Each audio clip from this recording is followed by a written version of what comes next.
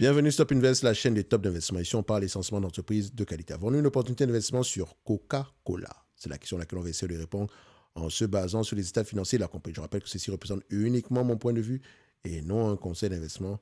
Et comme d'habitude, je me réserve le droit de me tromper. Alors, il y a quelques temps, j'ai fait une vidéo, même quand je dis il y a quelques temps, la vidéo précédente, ou bien celle qui suit, c'est une vidéo concernant PepsiCo. Et PepsiCo, je pense qu'on en a déjà parlé au-delà des chiffres par le passé. Coca-Cola, oui, PepsiCo, on a fait une note d'analyse il y a presque un an aujourd'hui. Et Coca-Cola, est-ce qu'on a fait une note d'analyse dessus? La note d'analyse est basée sur la lecture des rapports financiers et l'écoute des conférences call. Donc, je lis, j'écoute et je vous donne mon ressenti par rapport à ce que j'ai compris. Et donc, la dernière fois qu'on a analysé Coca-Cola, c'était il y a 3 mois.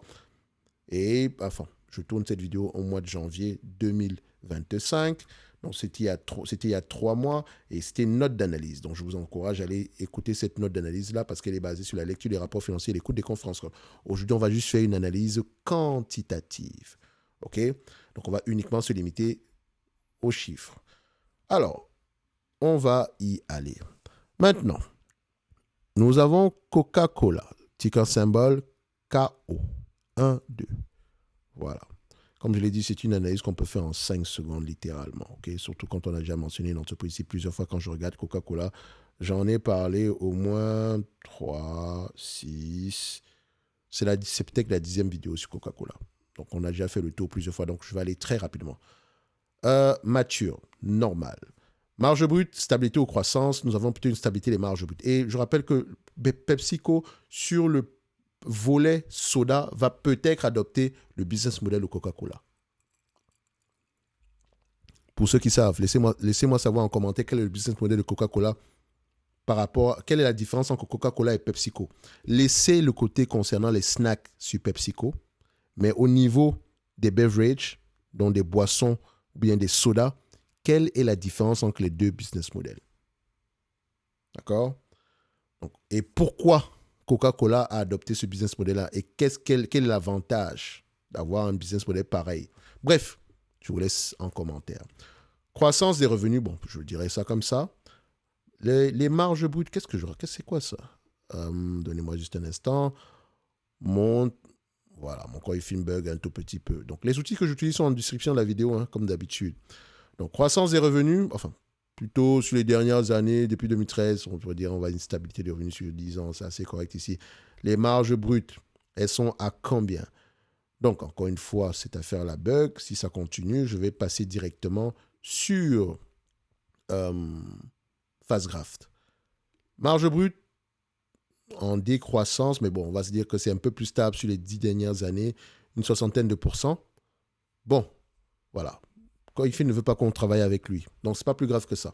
C'est un business qui a l'habitude ici de se négocier. Enfin, pas négocier, mais c'est un business que les opérateurs de marché payent entre 25 et 20 fois les bénéfices. Je vais me situer à 20 fois les bénéfices parce que 25 fois, c'est très optimiste. Surtout pour une entreprise qui croît à 5% en moyenne. 20 fois les bénéfices, c'est un business assez prévisible. Les analystes ont tendance à faire de bonnes prévisions ici. À 20 fois les bénéfices, aux alentours par rapport à 2027, on s'attend à peu près à $68 l'action. Moins la dette nette en date d'aujourd'hui. 68 dollars. Moins la dette nette à 6,50 $. Donc 68,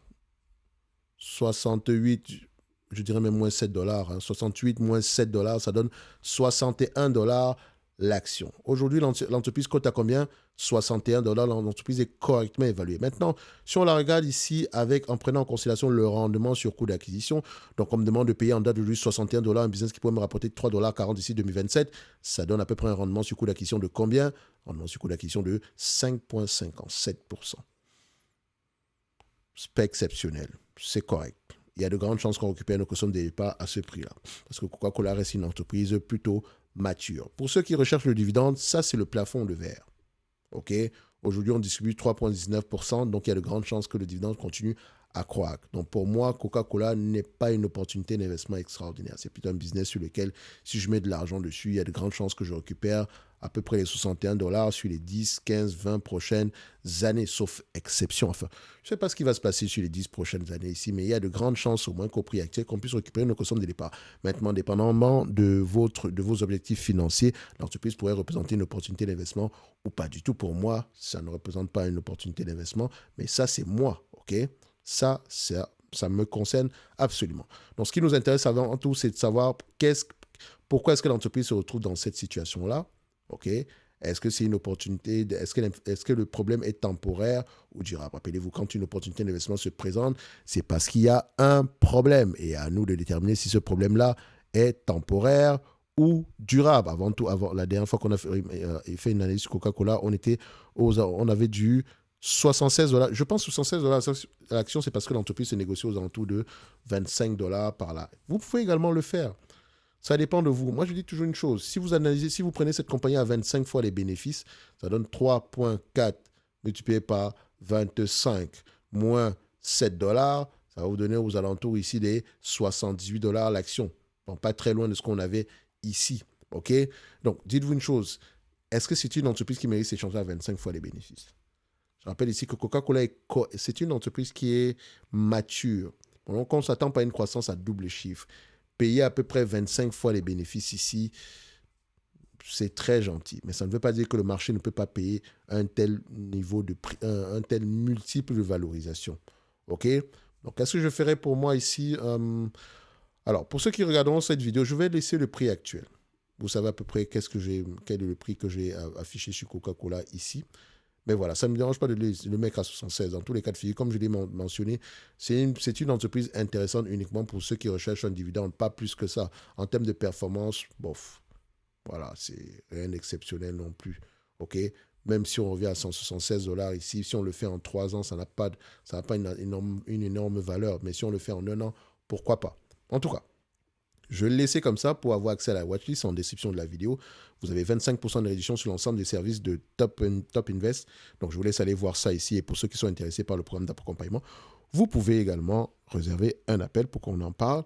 Et n'oubliez pas, dans la Top Newsletter, je vais partager ici les perspectives, enfin, selon moi, pour ce secteur d'activité en 2025. Et rappelez-vous, j'ai fait il y a très longtemps une vidéo sur le segment des beverages. Vous avez sans doute oublié cette vidéo-là. Mais comme je dis toujours sur cette chaîne, les vidéos les plus importantes sont les notes d'analyse et les analyses sectorielles. Le reste, voilà, pour moi, c'est comme respirer, en fait. C'est pas très compliqué. OK, beverage, boisson. Enfin, quand on est en santé, bien sûr. Donc, les boissons non alcoolisées, ça date du 17 juillet 2024. On en a fait 1, 2, 3 vidéos.